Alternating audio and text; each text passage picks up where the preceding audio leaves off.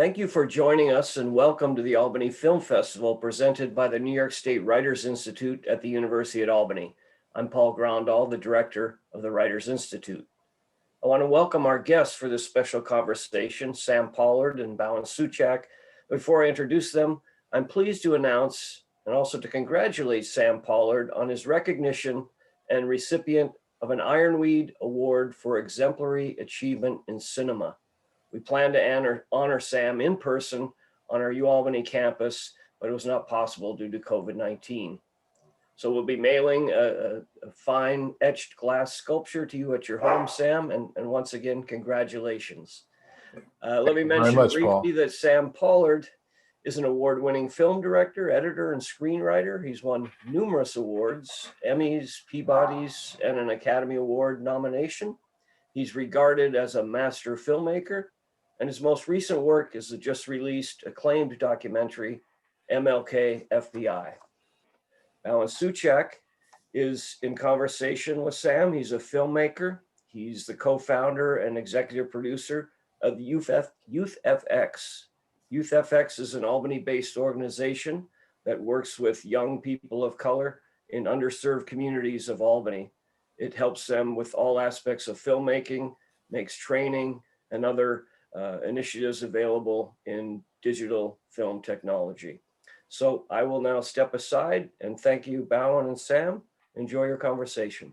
Thank you, Paul. Thank you. Well, thank you, Paul, for the introduction. It's really an honor to be in conversation with you, Sam. Sam and I work together on several projects. Sam has been an executive producer and on a couple of films that I've been lucky to be a part of. And, one thing I wanted to start with, Sam, is, your career has spanned over 5 decades, and I always, love pointing this out. I mean, you worked on Bill Gunn's, classic Ganja and Hess, and one of my favorite old school documentaries that really impacted me, which was Style Wars, and then of course the iconic Eyes on the Prize, which has sort of been revived by PBS lately, because some of the, folks that were part of those stories were, some of those stories are really relevant. So one of the things I wanted to just kick off the conversation with is, I know we're both believers in the power of documentary, but specifically at this particular moment in history in this country where there's really kind of like, we're sort of at a fork in the road, and there's a lot of opportunities for either really addressing some of the ways that this country has, sort of failed, and also potentially some of the aspirations that we might have, moving forward. So the question I wanted to kick off with is, can you talk a little bit about specifically the work that you do in historical documentaries and the power that you find in those films to help sort of reshape or reframe the histories? And then specifically, maybe you can transition into, some of the ways that your latest film, MLK FBI, sort of peels away some of the layers that maybe have not been, sort of revealed about that particular story. I would say this, Bhawin. Since when I was producer director on Eyes on the Prize, many of the films that I've worked on, both in editing and as a producer director, has been giving me the opportunity to sort of relook at what I call the American experience through the African American lens, understanding that the African American story is a part of American history. So it was after that I started to really sort of dig in and be very fortunate to work on films with St. Clair Bourne, with Spike, with Ernest Dickerson, with Henry Hampton, that helped me reframe these stories. So it's been one of these things where I don't like to think of myself as any kind of activist. I think of myself as a storyteller, a documentary storyteller who's been very fortunate to work on films like Four Little Girls about the 16th Street Baptist bombing of the 16th Street Baptist Church, to work on when the levees broke, that looked at the breakdown when Hurricane Katrina hit New Orleans and the southern part of the United States, and to work on films like Slavery by Another Name. So it's been giving me an opportunity to delve into this history, to understand and take a reappraisal of this history and the impact it has had on what we call the American psyche. And I think what's really fascinating now about the time we're living in presently is that because of the horrific things that happened in 2020 with the death of George Floyd and Breonna Taylor's and the shootings of others, it has forced America, hopefully again, to look at the history of this country and come to some sort of reckoning and understanding that the enslavement of African people, the genocide of Native people, the exclusion of Chinese in the early 20th century is a part of this country's history. And if we ever to deal with some of the horrific things we saw this last year, we have to really say, let's come to grips with those things. And hopefully, with the films that I've been doing up to MLK FBI has been able to sort of do that, sort of demythologize certain myths like the history of the FBI, to look at Dr. King in a different way, to look at somebody like Sammy Davis Jr. in a different framing, to look at the notion of that the notion that slavery was abolished with the Emancipation Proclamation wasn't true, as we all know. You know, to be able to dig into these stories and these films, to me, it's been a sort of important trajectory, and really, quite honestly, you know, Bhawin, giving me a better understanding of who I am and what's my particular legacy, my family's legacy, the legacy of many African Americans and other people of color. Yeah, and that's so interesting to me to think about the ways that has also kind of created space for other people to sort of also be inspired by that. And I think, at least for me, it's like, I feel like there's this really renewed interest in history. And I think documentaries have played a role in that. And so one of the questions I wanted to ask was, you know, when you sort of work with young folks and you know, you're a professor and you teach and mentor so much, you know, what are the ways that you're seeing, you know, young folks kind of thinking about history and especially filmmakers and the way that it's bringing, bringing sort of like impact and influence into their work. And I even think about how it's crossing over into the narrative space. It's like you have the film, you know, Judas and the Black Messiah, that's sort of taking a new look at Fred Hampton and the story of, you know, of the Black Panthers. So can you speak on that? Like how do young people that you work with and interface with are sort of thinking about history and the impact of it in today's world?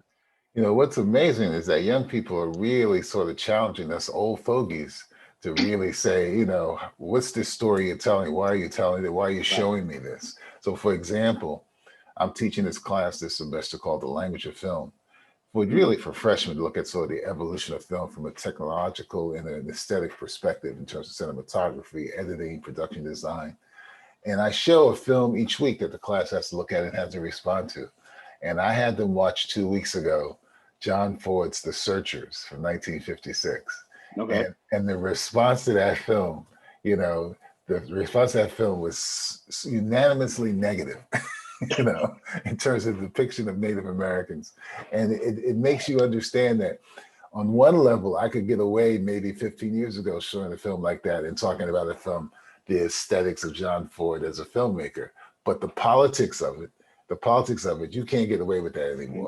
And young film students are really challenging your perspective. So you have to make sure you come to the table understanding and make sure you give them the context of why you're showing these films and what hopefully they can take or challenge in these films. And that's what I've been seeing with these students. They're challenging me more and more. You know, you can't just put a film up there and show it and say, okay, love the film, you know, because they're going to challenge you. And I've seen that I've been at NYU for 26, 27 years now.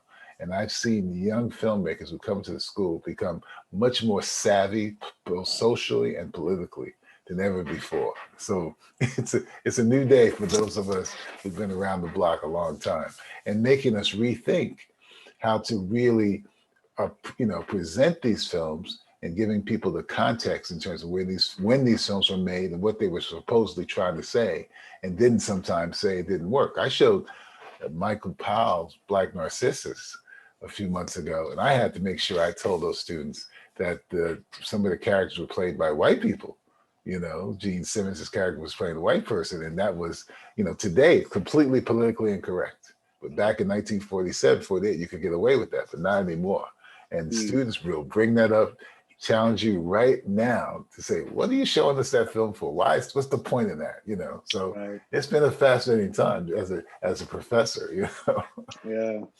Well, yeah, no, and I totally hear you, because, it's like through the, the programs that we run at Youth FX and Next Doc specifically, where you have, we're directly working with young documentary filmmakers.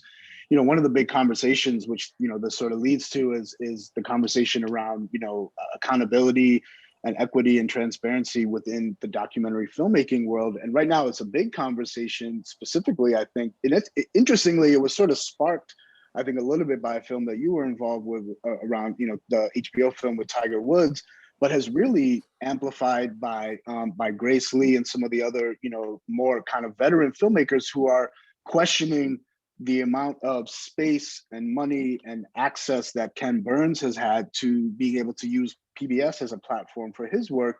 And I know this week, there's a 6-hour Hemingway series, and I think it's really an interesting time. I think this is a great, sort of like time to question those things. What if we get 6 hours of that, what are we getting? What are we not getting 6 hours of? And so, what is your sort of thoughts around these conversations that are happening currently around PBS and specifically around Ken? Here you go. This is what my take is. I was watching something Hemingway last night. I kind of flipped to it last night and watched some of it. So here is Ken doing 6 hours on Ernest Hemingway. Another filmmaker about 12 years ago, who I had done a film with about Pavarotti, had done a 2-hour special for American Masters on Hemingway. So there's been lots of films on Hemingway. And as Grace Lee says, Asian Americans get only 5 hours, completely 5 hours. So obviously there's an imbalance, complete imbalance, and it's in PBS, HBO, Netflix, Amazon, Showtime. They need to be able to start to look at themselves and say, who are we giving this money to? Should we continue to give the money to, and the people who I know and work with? Should they continue to give money to the Gibneys? Should they continue to give money to the Ken Burns? Not saying they shouldn't give them the money. Anybody should be able to get money to make a film, but they got to be able to make it more equitable, because there's a generation of filmmakers like and I know, who have stories to tell, who never get a seat at the table. So it's important that they get a seat at the table. Now, I've been doing in the last 7-8 months a bunch of pitch meetings for different projects about Reuben Hurricane Carter, about the zebra murders in San Francisco, about the Negro Leagues, So you see where some of these streaming services and networks are trying to go. The question is, will they follow through? Paula Crager sent out a response to that letter that we signed our names to. But the question is, will PBS follow through? Will Netflix follow through? Will it be more equity in terms of how the money sort of parceled out? And that's always a big question, because this sort of notion of more inclusion and diversity, I've heard that before, in the 90s when Spike was coming along, and Ernest Dickerson and Matty Rich and John Singleton and the Hughes brothers. It was all of a sudden Hollywood was saying, we're going to be making more Black films with Black directors. And then it went, So always, these corporations talk the big game. Let's see if there's follow through. See if they follow through, yeah. Yeah, that's interesting. It reminds me of a conversation I had with Yvonne Welbin, Sisters in Cinema, back in 2019 at our Next Doc retreat, where she was one of the presenting filmmakers. And one of the things she talked about, she actually identified that exact time period and said there was a lot of opportunities, but there wasn't a foundation built by filmmakers of color so that they could also, at the same time as they're kind of accessing, the resources that they are due, they're also building their own entities. So that's a question I have for you, is like, what do you think, do you say to young filmmakers who are trying to sort of break in, as opposed to also building their own networks? Can you do both? Is it one or the other? Like, how do you sort of like encourage young filmmakers to really? Both. You know this as well as I do. I mean, I think the challenge for your generation of filmmakers is to say, we want to make films to tell our stories, but we also need to, isn't there a group called the Black Girl Mafia? Yeah, Brown Girls Doc Mafia, yeah. Yeah, you gotta become a collective. You gotta get united and say, okay, we gotta band together to challenge things, And that's what brought out the brouhaha with the Tiger thing. Brown Girls Doc Mafia, and all the people came on Facebook and said, what's going on? What's going on? So it could both be individual filmmakers basically saying we want our stories told, but also banding together with other filmmakers of color to say we're a united front. And that's the reason that this letter came out. And you know how many people signed on that letter? Yep. 100 of us signed that letter, because that was a way to say, we as a community say, things have to change. And that's the way you make things change, by banding together and being united, and saying, we're going to take it to you and say, listen, look at the kind of stuff you're giving funding to, and let's sort of start rethinking that. Yeah, and it was great to see your name. I mean, I think it was only there was a few of us who signed that letter, and I do think that a lot of us work with PBS. You know, we get support from PBS. You know, I Sure. work with ITVS on our latest film, Outta The Muck, which you're one of the producers on, and you know, I value that support. At the same time, I think we are better positioned than anybody to say we need more. You know, we need more, and so that's a That's great right. conversation that's happening. Is really important, and I really agree with you on the collectivization, because I think that there's really power in that strength. You know, and I think you're the one that talked a lot about too. Is like, you know, you encourage your own students, you know, as part of your mentorship to people to That's who are right. the other people around you that you can partner and build with. That's You exactly know, what you need, because you know what can happen. You know, Bauer, they could like call you up the next day and say, Bauer, we can give you $2 million, man, to do your own series, but you know, don't make any more fuss, you know. right, And some people might take it, you know. right, Some people say, right. you're Well, I'm right, waiting for that call. They haven't gotten that call yet. you know, I won't name any names, but I reached out to a few of our colleagues to sign, and they basically didn't want to sign it, you know. Oh, really? Yeah, Okay. you know, and because you know, it's like their bread is buttered on the, you know, by PVS, Right. and they said, well, I don't want to lose that bread, you know. Yeah. Yeah. You're right. I do PVS stuff too, but I wasn't worried about PVS all of a sudden saying, well, we're never going to fund a project by Sam Pollard again, because they won't do it, you Right. know. Right. So one of the questions I have, you know, sort of moving forward, is thinking about the ways that you know, you started your career as an editor, but you've played every role. I think we've talked about you're writing screenplays and you have narrative films that you want to make.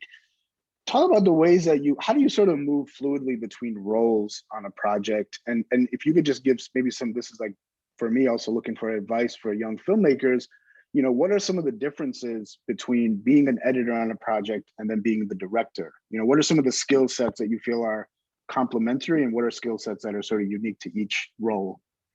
Well, the complementary skill set for me, being an editor and becoming a director, is understanding from the perspective of an editor of so many documentaries, how to figure out how to take the elements that you're given, be it interviews, be it verite footage, and how to shape a narrative. Mm, That's a skill that I learned as an editor, which is the skill I was able to transfer when I go out to shoot documentaries and thinking about the information or the material I need to get for documentaries, because I'm always in the back of my mind thinking as an editor, how will I be able to edit this sequence together, you know, because I'm trying to get all these moments here, you know. So I'm thinking about that all the time. And that came from being an editor. Now, the one thing that's an important skill to me as a director that sometimes you don't have as an editor is what I call the long view. You know, is where I can see the big picture of the film. I can sort of contextually understand how I want to get from the beginning to the end, you know, and think about it as my big vision of how the story should unfold. Now, sometimes in the editing chair, you're so locked into the minutia of trying to get from shot to shot to shot to shot. Sometimes you lose the larger contextual thing until some director comes and says, well, where's the story going, Sam? I don't understand the elements that's going to take me from A to Z. And so when you're directing, you got to have the big view, which leads to, you know, something you had asked, one of those questions you sent me yesterday. The reason I never edit my own films is because I always want to be able to come to the edit room and not get stuck and not be the person who's trying to edit these shots together, but be able to see the long view, to be able to look at stuff and say, oh, I see where we're trying to go. And the other thing I like when I hire an editor, and if I hire a good one, and I usually do, is I want an editor to, particularly with the documentary form, come up with things editorially that I may not have completely considered, but they find another way to make something different work. And this is a tricky thing I'm going to say next. The downside emotionally and psychically is when you hire an editor and they do something that's better than what you could even conceive, is that your ego's got to say, oh shit, is it really mine? Or is it theirs? You know, did they really make the film, or am I just like, you know, supporting them? You know, so you have to be able to deal with that, you know, and understand that it's a collaborative medium. And if I wasn't able to share, you know, the idea that some editor can bring something to the table that's going to make my film better, then I should sit and edit myself. And I don't have to do that. My ego, I got an ego, but not big enough where I say, well, I got to do it myself. right. That's great. That's really great advice there. And I think one of the things that I've always, you know, loved about our working relationship is that there's always a level of, sort of like mentorship. It's like you're saying, this is, these are some things that I see, these are some, but then I feel like you always sort of say, but it's your film. And in our Exactly. case, I work with, with Ira McKinley. He's a co-director on the 2 projects that we've worked with Sam with. And, so what is that? Just talk a little bit about that process when you work with students and you see something that is just like really not working and you give advisement. Has there been times when you've sort of had to just kind of be like, this is your thing, step away? Or are there times when you really get in a little bit more involved, with projects? Because I know in some cases, students ask you to be producers on their projects, right? Yeah, they do. They do. And sometimes, listen, it's always a delicate balance. There's some people that you engage with and you know when to say to them, I don't agree where you're going, but it's your film, you should try it. Now, if I think a filmmaker's sort of structure is really a mess and all over the place, I'm quick to say, well, structure, this thing is awful, man. You got to figure out how to make this work better, this is too long and this becomes too much hagiography, so, and I'm able to do it in a way as I've gotten older, where I don't have to take what I call a hard, aggressive stance and say, well, if you don't do it my way, this is going to be a dumb film and I'm not going to associate myself with you anymore. Now, I used to do some of that, but now I won't do that now. I mean, I'm working with a young lady now out in California who spent the last 2.5 years doing a documenting the last year of Roy Hargrove's life, the trumpet player. And she's got some beautiful stuff in there about, but also she's got some stuff that she just loves so much because she was there in Europe with him shooting all this stuff that she didn't want to let go. So my first reaction was, Eliane, you got some great stuff here, but the film is 2.5 hours. This film can't be 2.5 hours. No one's going to sit and watch this film. Oh, I will. I said, maybe you'll be the only one. I said, you should really try to get it down to at least 2 hours and then try to get a little more ruthless to get it down. So she's been slowly over the last 4 weeks, getting it down. I think she's got it to like 1:55 now. And, and it's painful for her. So I try not to like beat her up. I just keep saying, well, keep going at it. This is getting better. This doesn't quite work. Why do you want this? You got to do that. I was watching another film, a rough cut of a film by Phil Bertelsen, who shot Malcolm X. He's doing a film about the photographer Ernest Withers. And he had this sequence that didn't make any sense to me. So I said, Phil, the film is pretty good, but this one sequence, it just came out of nowhere. Now, he gave me philosophically why he thought it was important. But what I said to him, as one filmmaker to another, I said, philosophically, I understand what you're trying to do, but construction-wise, it just doesn't work. You got to make the transition work from the other sequence to make this have some more real meaning and substance. If you can do that, then it's fine. Now, Phil's going to, at the end of the day, do what he wants to do. But I try to present these kind of things to people in a way that says, I respect your work, but this is where I think you can make it better. And if they want to take it, I say, fine. If not, I say, okay. It's your film. It's your film. Well, so interesting. That reminds me of a sequence. There's a scene in Outta The Muck where I remember showing it to you, and it was a scene of Alvin coaching the young guys, and he's giving them like this kind of like he's giving them hell about something they did. And I remember I showed it to you. I was so excited to show. I was like, this is a great moment. And your first response is like, well, I don't know, how's there going to be a scene here, Brown? There's no scene. This isn't a scene. And in my head, I was just like, but what do you mean? Isn't this a great moment? And you're just like, but a moment doesn't make a scene. I remember you actually pushing me to go back to it. And you said, but you got to figure out how you're going to cut this thing. And I think that's a great, that was a great piece of advice, because it forced me to go back and remember that I'm still serving a story. A scene could be great, but if it doesn't serve a story, exactly, it's just a cool scene, That's and exactly so, right. It's got to serve the story. That's a great point. Yeah. Well, I mean, I want, we're kind of close on time here, but one thing I wanted to ask you about, I'm really curious to ask, filmmakers who have been at it for so long, and you sort of have this incredible history. It's like you live in this age now where everything's rapid fire. It's going viral. It's like TikTok and all these really quick little things. And I feel like in some ways we're really like, unfortunately training our minds to have these really short attention spans. At the same time, I've seen, in my opinion, more interest than ever in documentary films, and more interest than ever in long form, film as a structure. So can you just talk a little bit about how do you feel currently the role that feature films play, not just shorts and documentary, but feature length films, and why would a filmmaker make a feature length as opposed to something for TikTok or something really short on YouTube? Like, what are the ways that you sort of advocate for long form? Well, I advocate for long form if you can figure out how to tell a great story and great characters. If you can do that, and the challenge for all of us is now when you're in your living room and you got your remote in your hand, the challenge is particularly, do you want to go fast forward and miss something? I said, let me go fast forward. Now, I do that if the film doesn't engage me. If the film doesn't engage me, I'm quick to push the button and say, okay, let me go to the next scene. What's the next scene? But I'll give you two examples. I watched the film with John Malkovich last week called Ripley's Game, and it was on Amazon. And I swear to you, man, I didn't stop. I didn't push fast forward. I was engrossed.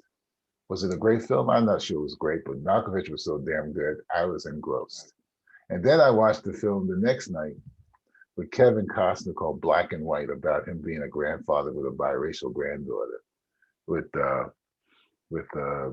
Anthony Mackie and Andre Holland and what's her name, who from The Help, can't think of her name. And that it wasn't a good film, but it was interesting. Again, I didn't touch the remote at all. So if the story is interesting, or it makes me think, well, how would I have done this film? I'm going to stay and watch it. And I think that's the importance of the long form.